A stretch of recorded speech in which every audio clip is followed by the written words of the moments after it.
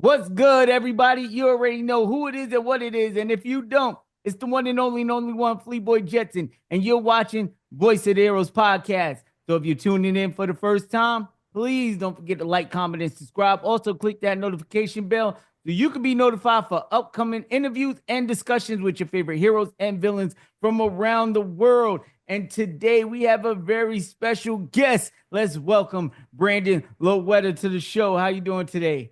Did I get it right? You hit it right on the head, man. I love it. Just for y'all know it, y'all know, chat. I'm horrible with names. So before we turned on the recording, he's going over his last name. But let's talk a little about your character in the anime Time to Not with Agami Sister. Who is he? What's his place in this love tangled universe? And I want to get into more rom-com animes after you answer this question. Yeah, so this was a 24 episode series that kind of took me by surprise. So it's Uryu Kamihate is my character's name, and there are three shrine maidens who are in charge of this shrine with their grandpa. Their grandpa, I guess, isn't in charge of it anymore and is looking for. This is a very patriarchal society, so if they don't have a a priest of some kind who is like a male or something, they have to just like let go of the shrine. So they're trying to find somebody to marry one of the sisters and continue the shrine, right? That they've had for a long time. And I come in and I'm a medical student who is trying to get into Kyoto University. And like that was my whole personality of just being like, I need to get into medical school so I can become a doctor and save as many people as I can. And Mm-hmm. just very tunnel vision, right?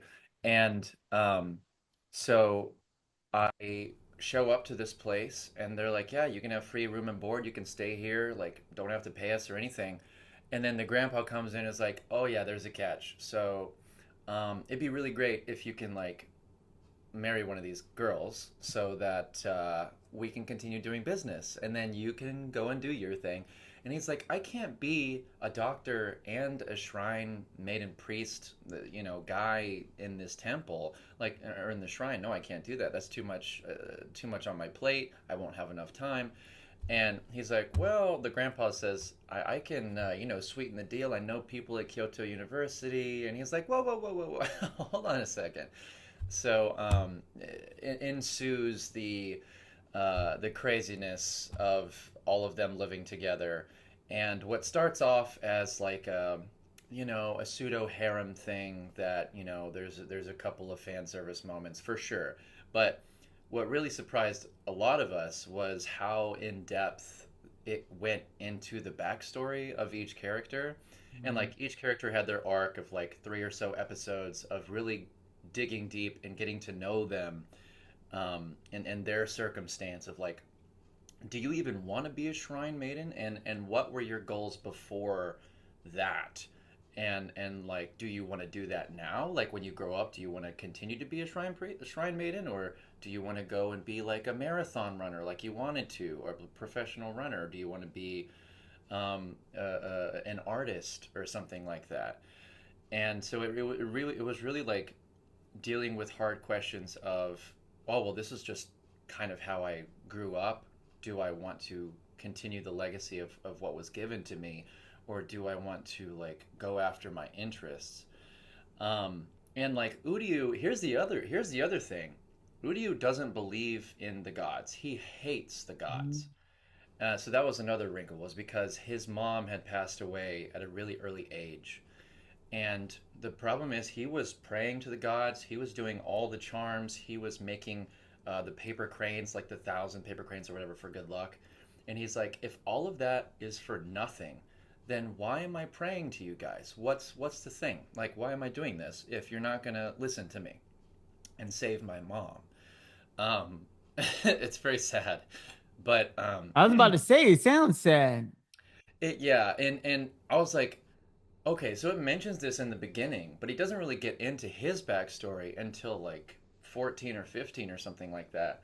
And I'm like, when are we going to talk about his mom? Because he is just, he's pushing it off to the side and worrying about these girls and making that his like making sure that he has nothing else to think about besides that. Um, and it's really sweet because like you have the general stereotypes of people like the tsundere, like, oh, I don't like you, screw you, I hate you, and then punch punch punch punch punch. But in reality, oh, maybe he touched my hand, oh my gosh, I love him, you know. And then there's the ditzy sort of like airheady type character, that I was team Yai all the way, who was Monica Rial, but also the oldest, and the middle was a tsundere, and then the youngest Asahi was the flirty, I guess. I mean, she was like 14 or so, 14 or 15, really flirty, and just like trying to explore who she was as a person. Um, but it was a really great show to be a part of, and it was really just me. I just got to be me, and he's a clean freak too, and I'm a clean freak. I like being clean.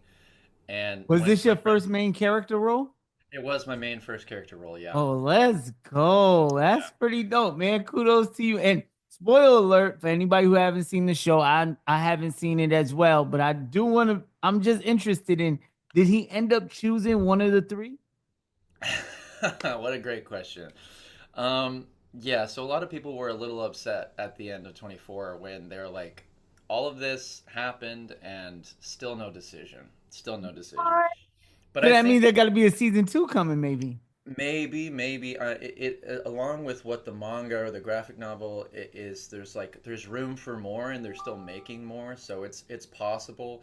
It just depends on reception, but there's plenty of times when Crunchyroll's like, nah, like it doesn't matter how popular it is, or sometimes they'll take some people, some shows that aren't very popular, and give them a season two. So it's really a crapshoot. Yeah, Mhm. I hope so. I hope we get to know though at some Yeah, point. that'll be pretty dope, man. I might check it out because I'm starting to, dibble and dabble into the rom com side of things or the slice of life type animes, things like that. So I'm starting to learn a little more about them.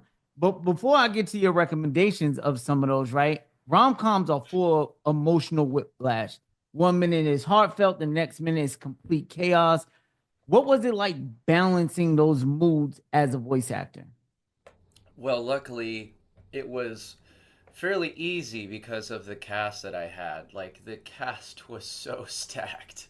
I mean, you're looking at Hayden, Monica, Abigail, and then Celeste.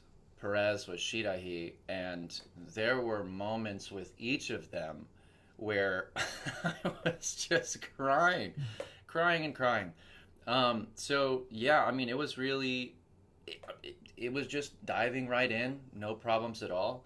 Um, we know these characters backwards and forwards. We've been with them for so long, and they're just really masters of their craft. And I was just glad that I was able to bounce off of those people.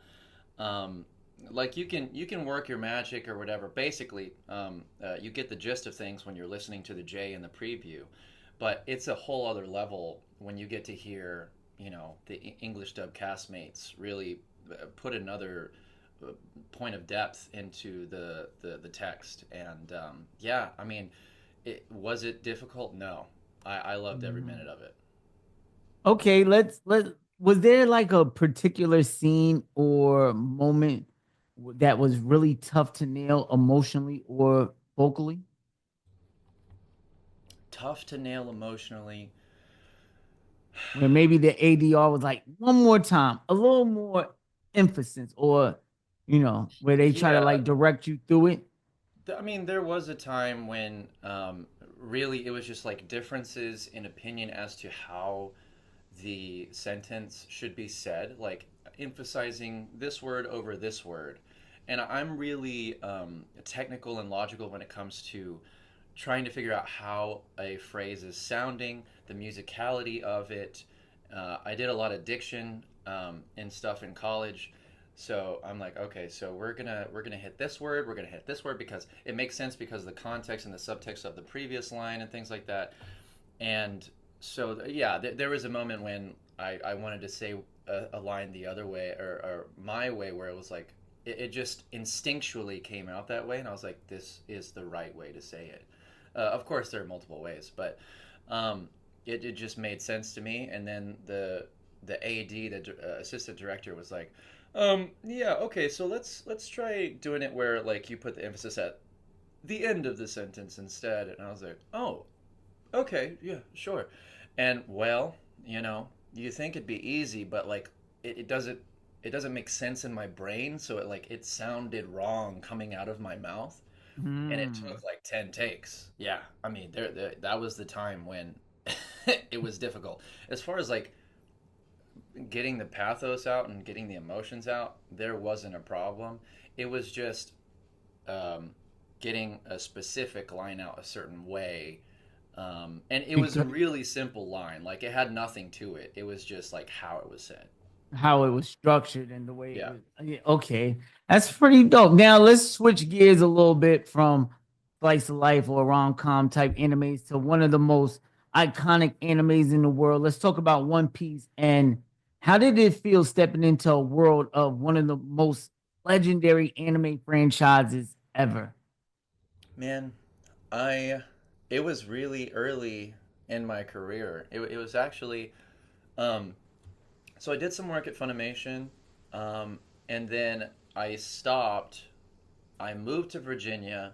When I came back to Texas, I told everybody I was back, and I said, "Hey, I want to do some more theater and voice work. If we can, kickstart that back up because I want to get my career up and starting again."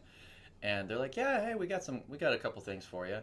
And they're like, "Heck, come into the studio." So the first couple roles that they gave me when I came back, and it was Crunchyroll, it was, I believe, Shinobi no Itaki, where I was Genji, um, and then One Piece, where I was Kazekage, and I was running those in tandem, and then Vinland Saga as Spider as well. And I was like, man, this is crazy, man. This is hard, and like, I didn't know, I forgot all of the vocal terms, so I just felt like a noob again. I was like, I've done this before, but I haven't had no practice. I've had no reason to like hold on to those terms. So I was like, I don't know what's going on.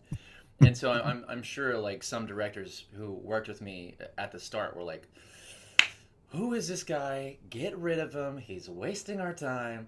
But that quickly, I was like, okay, I know the ropes again. All right, I got this. Don't get rid of me just yet. Like, there's good stuff in the pocket, I promise.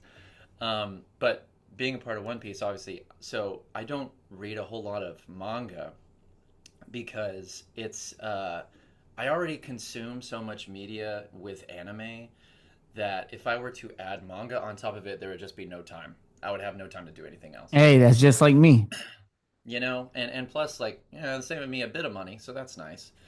But obviously, I knew the fan base was huge. It's been going on for forever, and I came in like as a character, a name character in the Wano arc, and everybody was excited about the Wano arc. And then when the Egghead arc dropped, they're like, "Oh man, this is the arc right here. Like it's beautifully animated and things, just a whole other level." And I've worked on that, doing some bits and things, but yeah, I mean, you never think that you're gonna be a part of the big ones. You're just like, I'll take any work I can get. If you want to throw me the big fish every now and then, I'll gladly take it. Like, thank you so much, but like, no worries. And when it happens, you just latch onto it and go for the ride and don't think about it because the minute you think about it, you're gonna mess up. You know what I mean? Mhm. Now, what was the particular episode or scene where you thought like, man, Kazekage, this guy is a menace? I don't even know. I don't even know. Because he shows up for like, oh, he doesn't show up for very long. He's like in 8 episodes or so. But they're very, very short. It's a very small character in there. But, um, and it's like 11:20. I want to say. I could be wrong. But I can't tell you, man. I've been trying to find clips of him, uh, and I was scrubbing through every episode of One Piece. Whoa, you must have been there forever because After my the God, there's a lot of episodes of One Piece. after the thousands, I was like, he's here somewhere. Like I'm gonna find him, and Oh, I can only find like the tiniest bit, but I know there's more. So I haven't even seen my stuff, so I don't know. Well, you also worked on another anime that's become hugely popular. You had a small role in that, but it is definitely a face, especially your character's face, a familiar one in Solo Level. Now, I would like to see you come back and work on that project and others as well. But if you could decide, I know that's a big if because nowadays it's like, you audition, you might audition for 100 roles and get called for like 10. It's like a Yeah. numbers game at this point. What role or what particular anime would you be excited to work on right about now? You're saying stuff that I've worked on in the past and is returning, or just a completely new one? Completely new one, recurring as a different character. Like, Well, um, I would like to be in something like the next season of Kaiju. Have a lot of ooh. friends in that one. My brother's in Kaiju, so it'd be really nice to be in that as well with Wait, him. who's your brother? My brother's Zach Loera. I don't remember specifically what his character's name is, but he's got the brown hair slicked back, and he appears in the later episodes of season one. But he's just very very rough, very textured. He does a lot of the deeper stuff, and I don't do that. Hey, I But gotta yeah, check him out. I gotta go back and check him out, man. please, please, yeah, he does good work there. I would like something in kaiju. Everybody would, and the same thing with Gachiakuta, Gachiakata, something that's coming soon. So I would like to be in one of those. I mean, they're huge, like shonen. Everybody's popping off on those things, and I'm really happy for my friends who are in it. But yeah, I'd like a shot at those. But if not, no big deal. Speaking of that, it was nominated for Anime of the Year, correct? Which one? Along Kaiju? Kaiju number Oh eight. yeah. Oh Kai, my God, man, that's gonna be a hard one to vote on yeah, because there's like it got Farron. We got Apothecary Diaries. We Solo, have Solo Leveling. What else? Don. Don Don. Yeah. Who do you think gonna win? Take that home. Who you think gonna win that? Oh my gosh. So I've watched all of those. Apothecary is really great. My friend Sean directs it, and Sean directs Kaiju. So he's doing Sean some really Gann? good work directing. Um, You talking about Sean Gann? yeah, Sean Gann. Yeah. Oh, he directs Apothecary He also. sure does. Oh, that's awesome. I actually had a conversation with him on the show before about Kaiju and his ADR and that, which is I didn't know he did that one too. So it's a win for him. He got what Yeah, he two don't out of care. the six? He's like whichever one, baby. I'm winning either way. Yeah, yo, shout out to Sean if you see this, man. Huge My shout out boy. to you. Two out of Um, the four is amazing. When will they announce them? By the way, I'm sorry because I do announce want to what? get your opinion. When are they announcing the winners? The 25th of Oh, this month? I haven't checked. I don't know. I know it's soon, but I have no idea. I'm sorry. Continue though. Well, so Sean and I were talking, and he was like, "I love my shows. They're very very well received and things like that. I'm glad of the work. I'm proud of the work that I put into it, but you know, strictly non-biased, watching Freerin and Jade directing that one is Mm. a masterpiece, and that one's also controversial when it shouldn't be." Right? Like it doesn't matter what you're watching, whether it's sub or dub, it's still a masterpiece of storytelling, and both he and I agree on that. It should be free rent, just because of. I mean, I'm a big fantasy nerd. Clearly, I have Mighty Nine from Critical Role on, but I love that like sort of dungeon delving and also like what's it called, Delicious in Dungeon. Yeah, I mean that's great Oh, too. that's another one. Excuse That's us. another Yeah, one. that's another I was one like, that's up there. it's impossible. It's impossible. But I think it's either between that one or Free Ren. And why I'm choosing Free Ren is because the the depth of character and the backstory, like, and when people go into flashbacks, it doesn't really like it doesn't um, it's like, oh, this might be filler, or why the stuff that's happening now is the most exciting. Why are we going back? But the flashbacks were some of the most beautiful pieces in each show, and I was like, I can't wait to find out more about the party that came before, and just like how they came to be and how their relationships blossomed and how Freerin sort of opened up from being this cagey, like forever living elf to like just loving every tiny bit of life. And for however long they live, you just cherish them for who they are and how long they are there for, and know that while they don't live as long as you, it doesn't make them less important, and they still have a hold on your heart. It doesn't matter how long they live, right? So it's opening up Freeren's journey like that, and then seeing all the side characters and how they interact. And because there's so many and they're so well done, there's no weak link. I think it's gonna be Freerin. I think so too, because I was thinking about the ones that it could be, right? Don't get me wrong. I loved Solo Leveling. I think it's amazing. But I feel like, the hack and slash animes get overlooked sometimes. You know what I'm saying? Don't get me wrong. Like things like Attack on Titan and stuff like that with great, great storytelling. Like the thing about those animes, you have to have peak storytelling. And I think Fearing out of all of them has that peak storytelling. And I think sometimes storytelling beats animation, beats characters, beats the way it looks. When you have a story that's so impactful and so good, I think that's the clear winner to be. But we could be wrong because Dan to Dan made a huge impact. Yeah. Kaiju number 8, another one, and like you said, Delicious in Dungeon is one of the ones that might come in and pack a punch and be, one of them. Oh my God, that one, that's crazy. So, you know, I'm hoping for the best, especially for Sean Gann, man. I hope one of his win personally.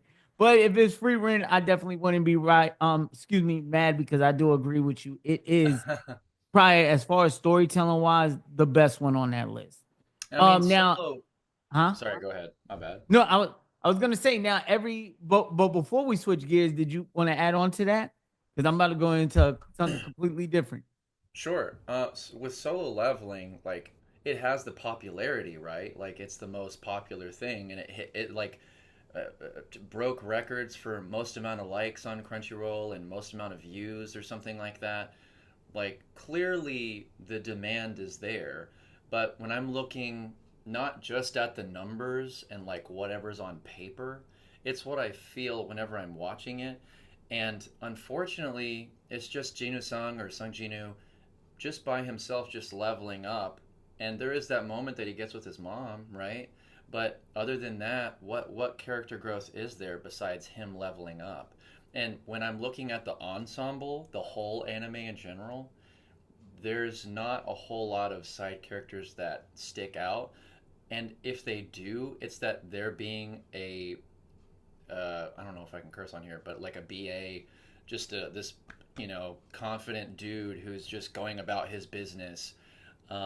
It's like, oh, get Geno-sung here now. Oh, we got to go find him. And it's all about him, right? Yeah. And there's not much story besides just looking at him going through these fights and killing things in an awesome way, which is super entertaining. But for like the whole show and what that means as far as awards go, I'm looking at just story as well. And when I'm looking at what has the better story, I'm going to look at Freerin. I'm going to look at Apothecary Diaries. Yeah, those two I think got the best two chances of winning. Honestly, I'm gonna keep it 100. I think if it's not free rent, it's gonna be Apothecary Diaries.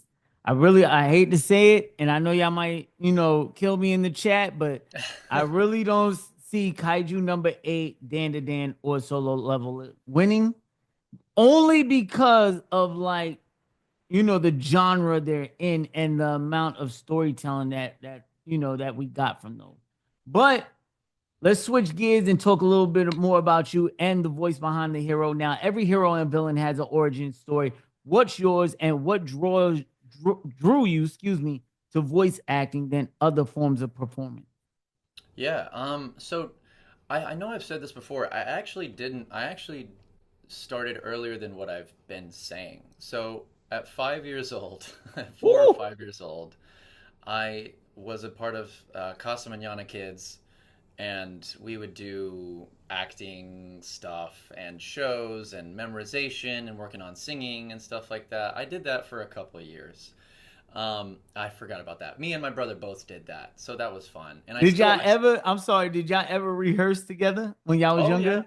oh yeah, we did. Oh, So that's awesome. there was a specific moment. He's like a year and a half younger than me, by the way. Even though he definitely doesn't look like he's younger. But there was a moment when I was a tiger and I was wearing a little tiger headpiece. And Zach was like, "Oh, I want to be the tiger." I was like, "Well, that's my favorite animal, so I get to be the tiger." And and so I think my mom said that he was left with like a unicorn or something. He said, "Man, what the Damn, heck is Zach. this?" Oh man, Zach Brandon did do that So, to you, bro. short end of the stick, magical creatures and all. But so that's technically where we got started. But where it really sort of kicked into gear was when I was 11 or 12. I was sick in high school or junior high, and my mom was about to pick me up, and she saw a sign up for Aladdin Junior auditions, and she was like, "Hey, are you doing that?" I said, "No, I'm sick, and it's today, so let's go home." And she said, "No, screw you. You're gonna stay in school, and you're gonna go to that audition, and bye bye." So she left. I did the audition.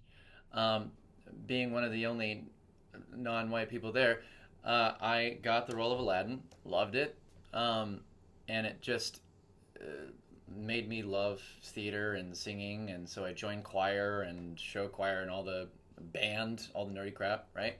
And once I go into college, I get into musical theater and vocal performance for opera.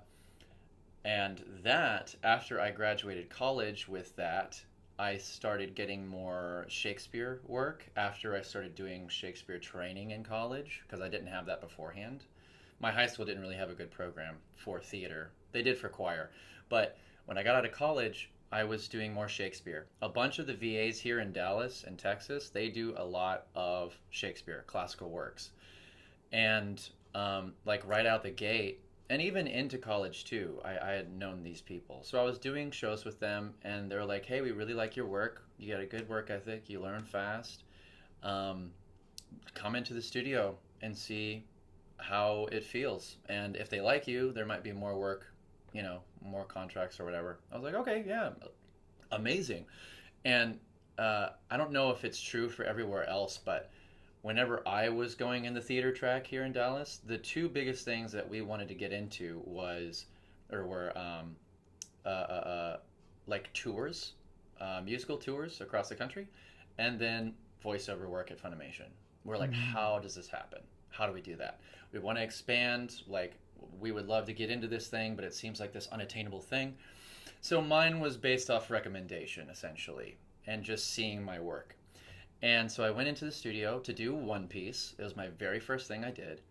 Um, it was by myself. It wasn't with a Walla group of 3 or 4 people. It was strictly me. Joel McDonald was directing at the time. He's no longer at Crunchyroll, obviously, but he was directing for One Piece, and I had an hour. I did like 20 something voices. I remember I started off with doing a baboon or a monkey, screaming over the treetops. And I'm like, whoa. I, and I was practicing beforehand. I was like, okay, what voices are they gonna have me do? All right, I'm gonna work on this accent, this accent, this accent. And obviously they're like, okay, so we're not gonna do accents at all. We're just gonna. And I was like, oh no. Um, and I didn't realize about creature voices, so I had to learn really quickly. But luckily, they seemed to like what I did, and I just sort of continued from there. Amazing. That's kind of phenomenal, man. And I noticed a lot of voice actors, a lot of their roots come from theater. Would you recommend that to, an upcoming voice actor? Like, hey, man, make sure you get these classes because they're gonna help in the long run.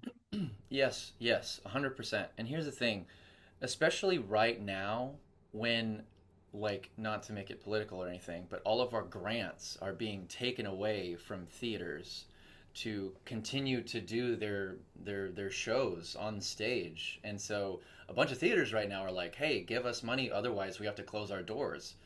Um, and like, I hope it's not a dying art right now, and it's like, I hope it doesn't go away just based off like not enough funding by the government, right?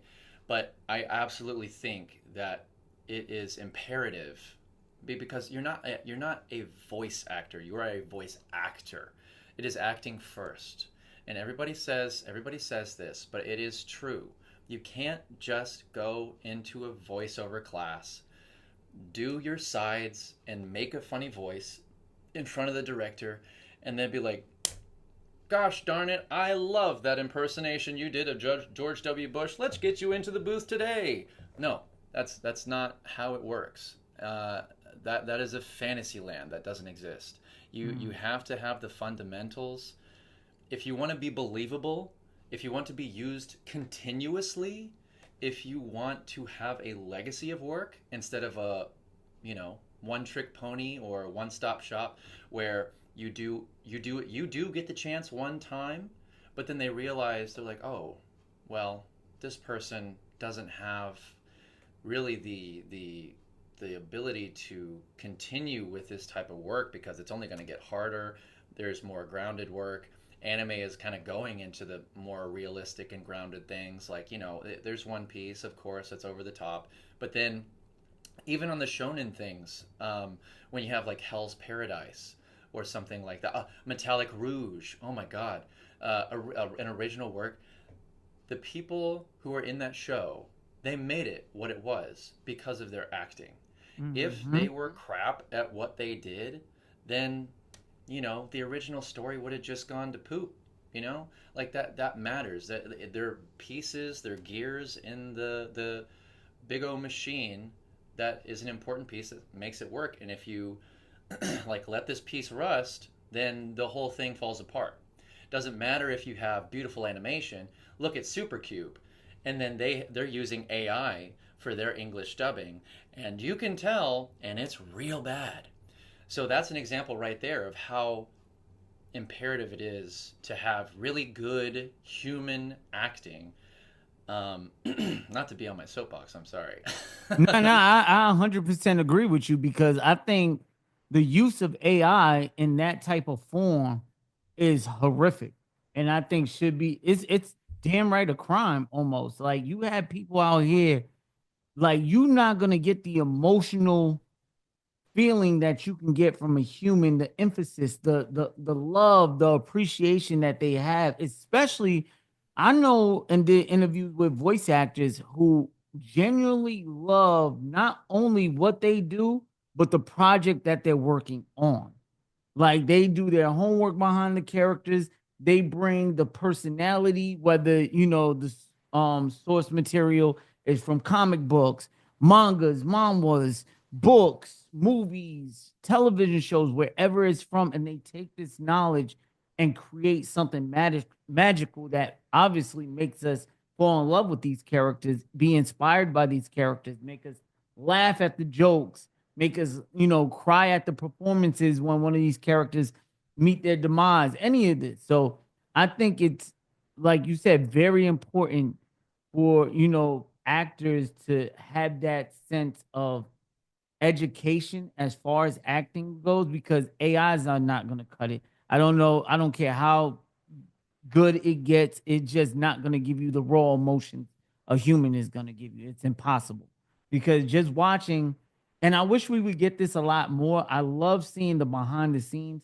when voice actors are in there and you can see them like they're like their grunts and their facial expressions while they're performing.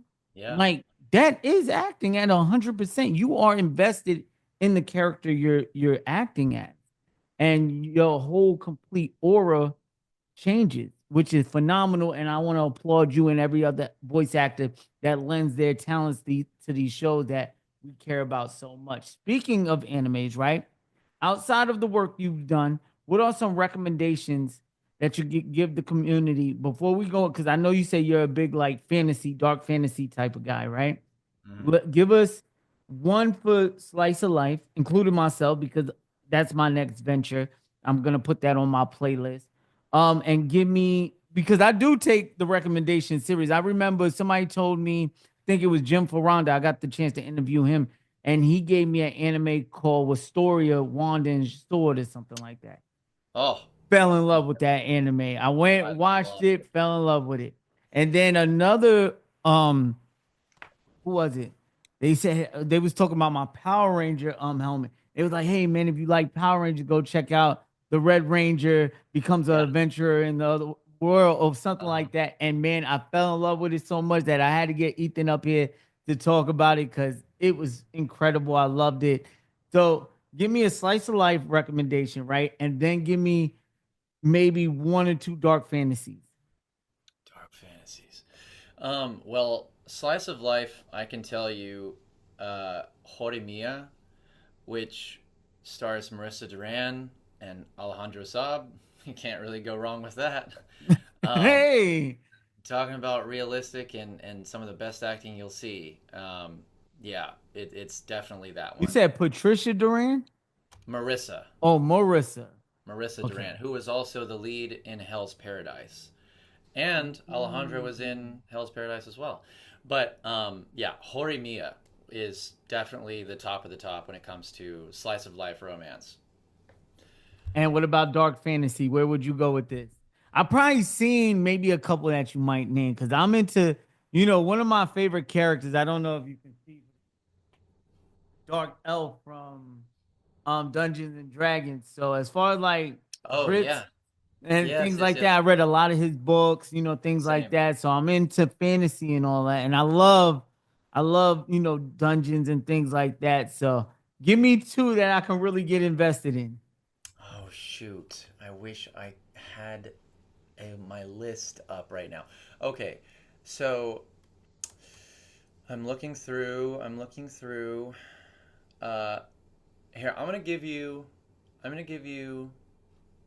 an isekai that's sort of fantasy, and Mm. it's like reverse, and it was starring Nick Markgraf, but it was also a show that I was a part of called No Longer Allowed in Another World. And I don't know if you heard of that, No, I but haven't. it's a guy who I don't know the exact story, but he ends up dying and going to this other world, and he has no powers. Other worlders are supposed to have powers. And he spends his entire time trying to, and there's a bunch of trigger warnings and things like that because it does have some very sensitive material. But, he's trying to off himself because he doesn't want to be in that world anymore because he misses his wife and things like that. And he's just like very Mm. down in the dumps, which is a very interesting character because you don't see that a lot.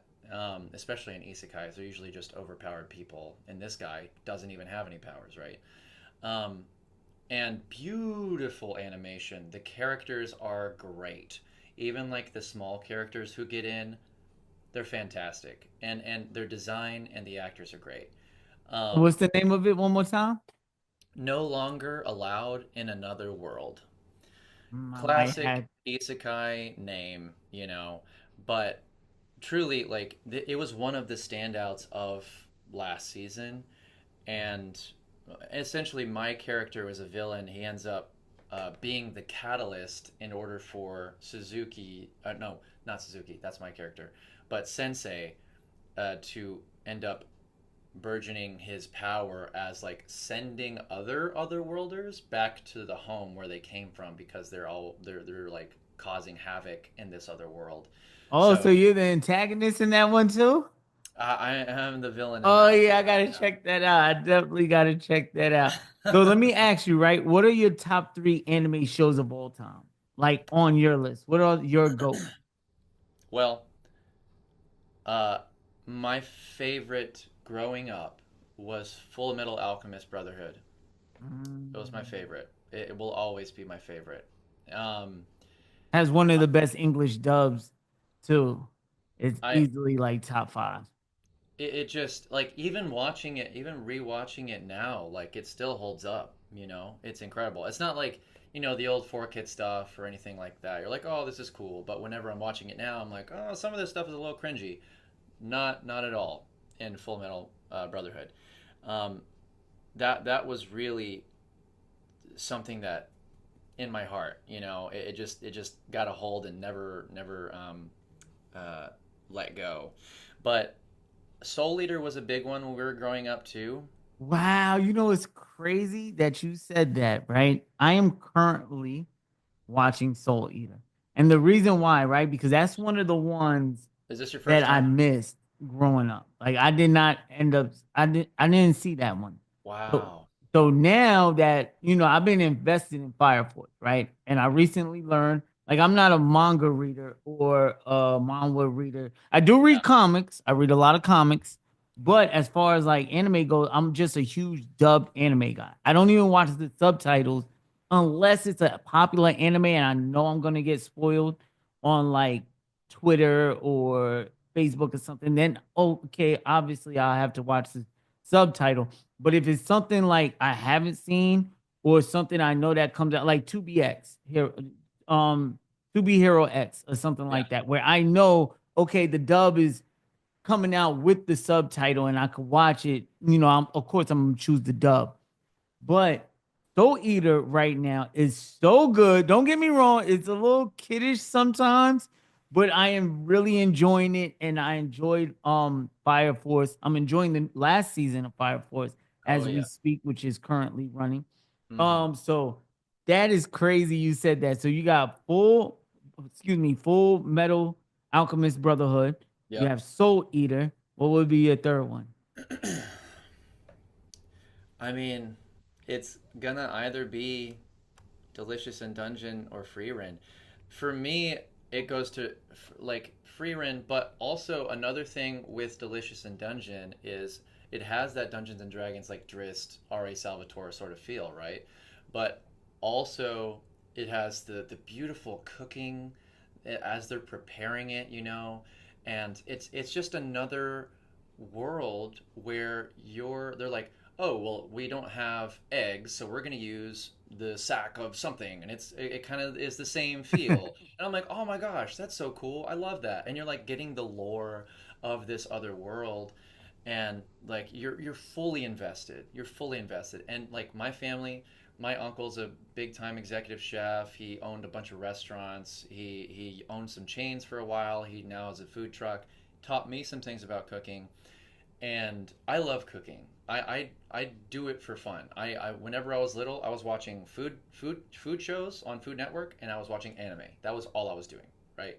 So to have both of those in a show, and both of them are taken care of so well, it's the best of both worlds. It makes me want to go Delicious in Dungeon, and my daughter loves that show so much. So I'm like, maybe it's Delicious in Dungeon because we watch that over and over and over again. Hey, I love shows like that because my son he's like 13 now and he loves anime. Like he actually put me on to some, but one that we've been watching together recently, which I can't wait the second part comes out, is Sakamoto Days. Oh So yeah. he loves that show. So we sit there, we watch Sakamoto Days. So it's really enjoyable and memorable when you get to sit there with somebody you love watching anime. So that's pretty dope. That's very Now we're gonna up it one. Instead of three, we're gonna go four, right? But we're gonna switch the topic. We're gonna do these are all universal questions too that I ask all my guests. So your opinion is the only one that matters. There is no wrong answers. What is your Mount Rushmore of voice actors? You get four choices. Oh God. He Oh, said, I "Oh wish I wish gosh." I had some preparation on this test. Holy crap. I'm gonna make some people mad. Okay. Um, one, Alejandro Saab, number one. He's my guy. He does great work, and we work together in Link Click and a couple other shows. But Link Click, I think, is his best performance ever. That's a And great anime too. yeah, I didn't even know he was in that one. That's a yeah, great one. I like Link Click. That can Uh, even be adapted into a movie really well. That would be a cool like live right? action Oh adaptation. my God, yes. And like the premise is great, solving mysteries, going back through time, and like looking through the eyes of this person, but like potentially like don't screw with anything, or the timeline could be messed up. But yeah, and like I'm in the Britain arc, and then next season coming up, I think next year or something. Oh, they getting to season 2? No, so I think Britain was season three because there was already two seasons, I think. Mm. And so I think we're going into season 3.5 or 4. I don't know. I don't know. Timeline's weird. But Alejandro Saab, and you said 4. Yes, he got Um, 3 more.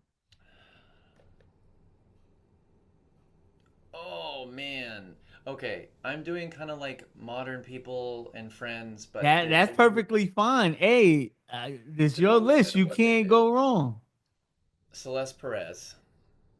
I know she's popping off, and she will continue to pop off every single year. Like just this past season, she had like 6 roles. So Oh, amazing. She working, working. Hey, Celeste, just we for gotta the get you on the season. show, man.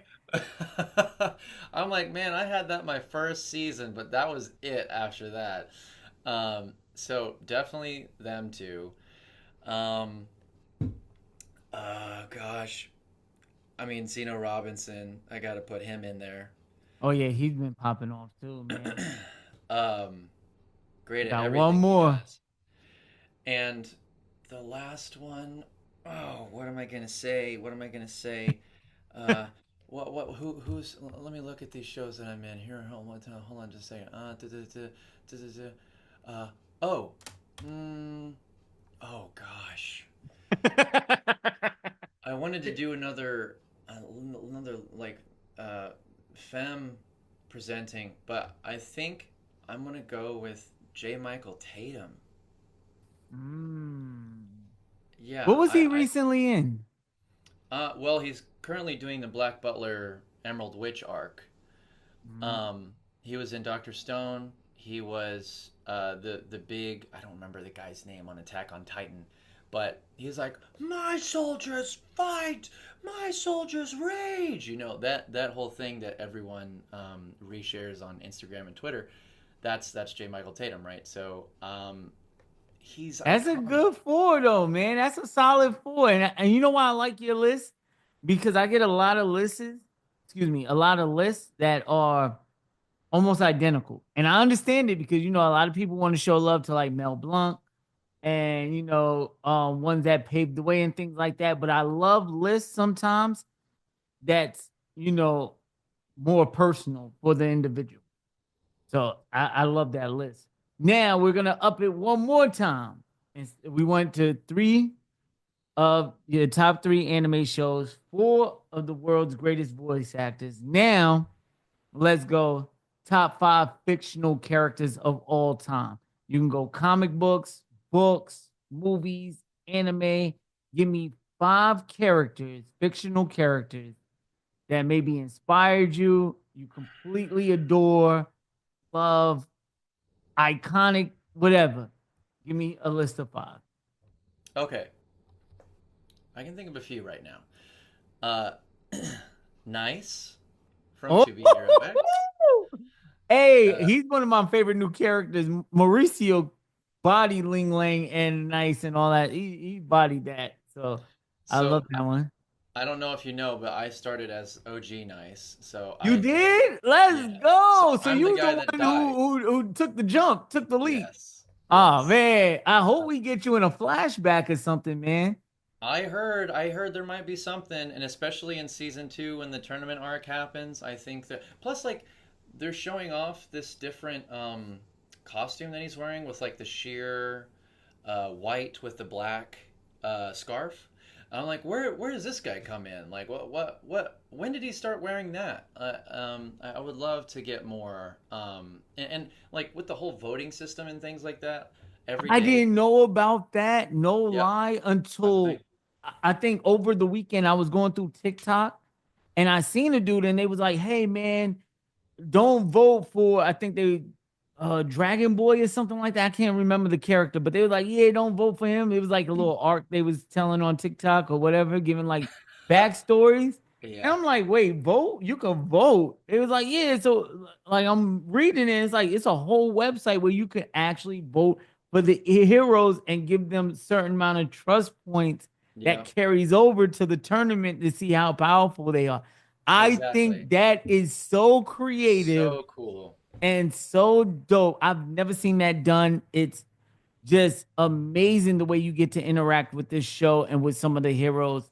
It's one of, Iso, not gonna lie, he he was pretty dope, you know what I'm saying? But I did Yeah. not like the way it ended for him. I feel like I he know. fell victim to Yeah. the trust points and he was manipulated. And I do think, spoiler alert, I do think the new Issa got so manipulated. I think he's the one who offed Moon. I don't know. Maybe we'll see.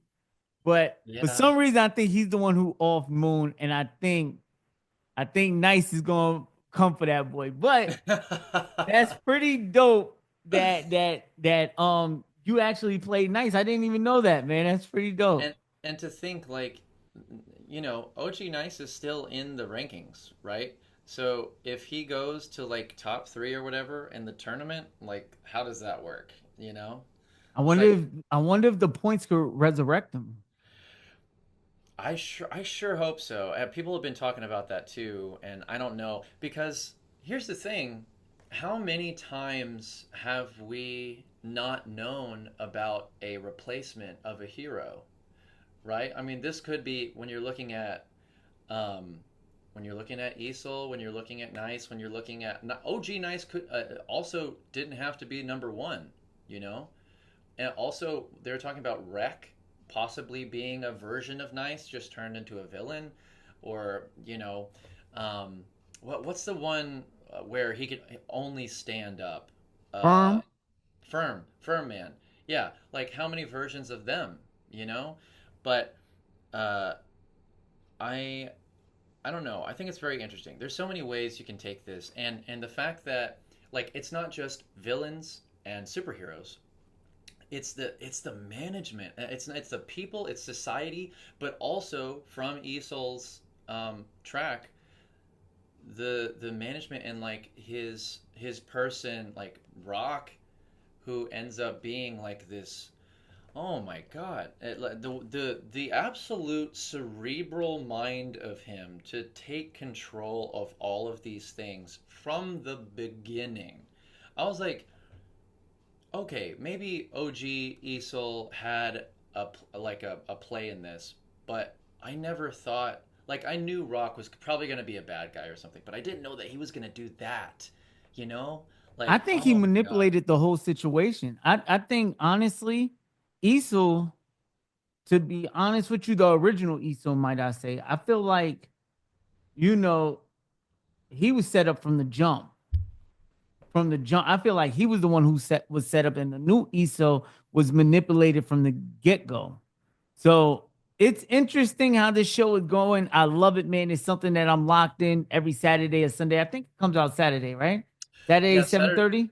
Saturday night at 7:30. Yeah. Yeah, so man, y'all got to check it out. It's a awesome, one of the best new animes out right now. So you got Nice. Who else you Oh got on yeah. the list? So, like we talked about, we got Dritz Do Erden as well. Oh, you mess with Dritz. Yeah, I've read most of the books. I started when I was I got around the up same to the time. Orb King. I mean the Orc King. I think. Orc. Oh, you're at the Orc King? Yeah, I think I'm there. I think that's Man, where I got up to. that's not very far. Yeah, I know it's like what 5, 6 books. There's like 50. Yeah, man. Well, I started reading them in like, man, I'm about to tell my age here. 2008, like 2008. I started reading them.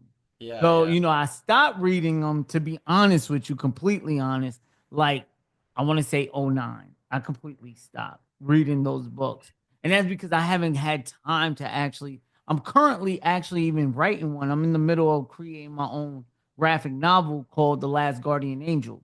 So Oh, I nice. try to stay away from too much material because I don't want nothing to influence the material I'm writing.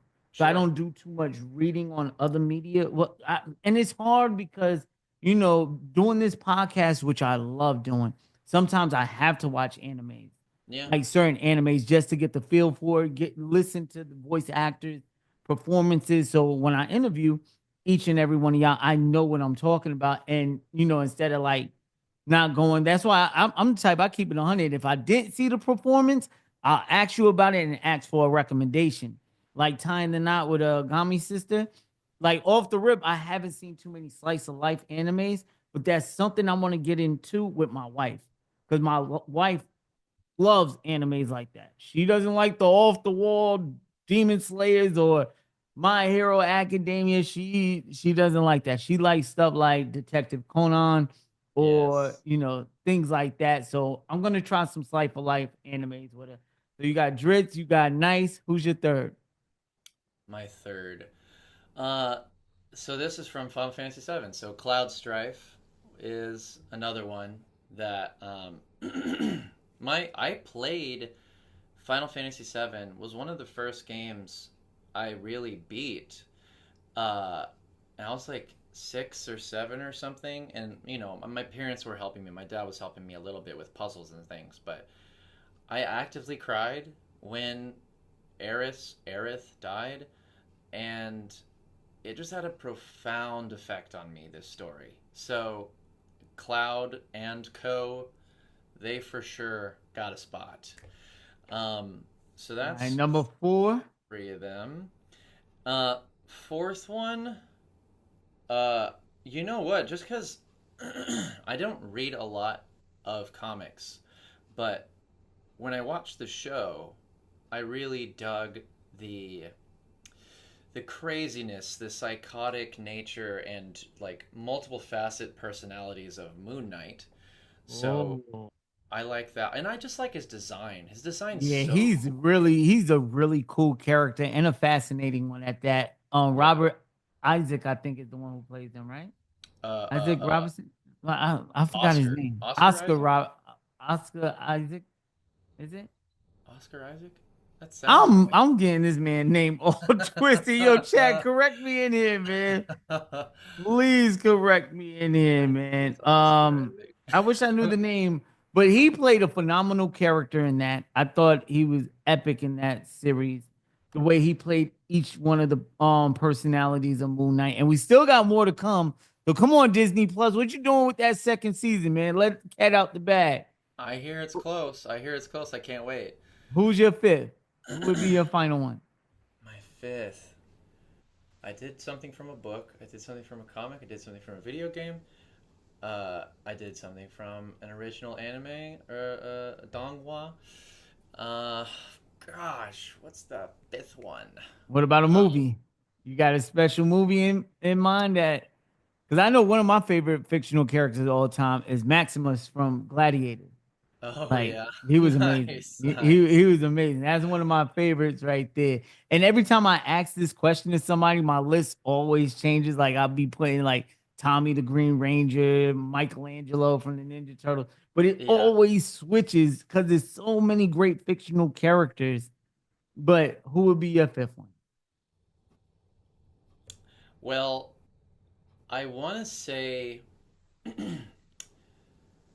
from a movie, I would always watch with my dad Planet of the Apes. So I think it's Charlton Heston's character, where he's like, "Get your damn hands off me," or "Get your hands off me, you damn dirty ape," right? Um, there was 5 old school Planet of the Apes movies that we would go through probably every month. To be honest with you, we would watch that every month, and it's my dad's favorite. And we got sick and tired of it, but after a while, you're like, "Well, I have to watch it. I might as well." And it just kind of sticks to you, and you really love the performances and the story. And then when they remade it, not the 2001 version, but the one after that, I really, really, really loved. Um, it's it's just a part of me. It's a part of my soul. So I guess uh, the quintessential character of Planet of the Apes being like either Caesar or Charlton Heston's character, it would be one of those two. Hey, that's a great list, man. You put something from every element and included something with your father. I love that. Now, before we let you go, are there any upcoming conventions or projects you're able to talk about? Yeah. So, sorry, my voice. I do have Pop City Con coming in August 9th, 8th through the 10th. Yeah, Mm. that's going to be in El Paso. I do have one in Florida, but I don't know the name, and it's coming like in November, very early November. Unfortunately, I don't know the name, but and I have a Hey, few let other. people know where to follow you at so they can stay updated with Sure, when you put out the information. for sure, I will do. Um, so Twitter is going to be at brand Lovo, brand Lovo, and then Instagram is brandlow_vo because it was taken, the other one from Twitter. So brandlow_vo. I think that's what it is. But yes, I mostly just post to Twitter and Instagram. I Well, also do hey, Substack. whatever links, I'll make sure that all the links is provided for all the heroes and villains in the chat. Don't Thank you. forget to like, comment, and subscribe. Brandon, man, I hope we can get you back in the show. More blessings your way. If you get any role announcements or anything like that, you're more than welcome to come on the show again. We'll love to have you. Heroes, villains, don't forget to like, comment, and subscribe. Like I said, we're giving out a PS5 or a Switch 2. We haven't still decided, but big shout out to our last PS5 giveaway winner, BK Numbers. Thank you so much for all your love and support that you showed the channel. And just keep in mind, man, if you ever want a particular voice actor, just spam the comments. Let us know who you want to see next on the podcast. And if it's in the realm of possibility, we will make it happen. Until next time, make sure you love yourself, pass that love on, and love others. And if nobody told you so, just know your boy love you. Signing out, Fleeboy Jetson.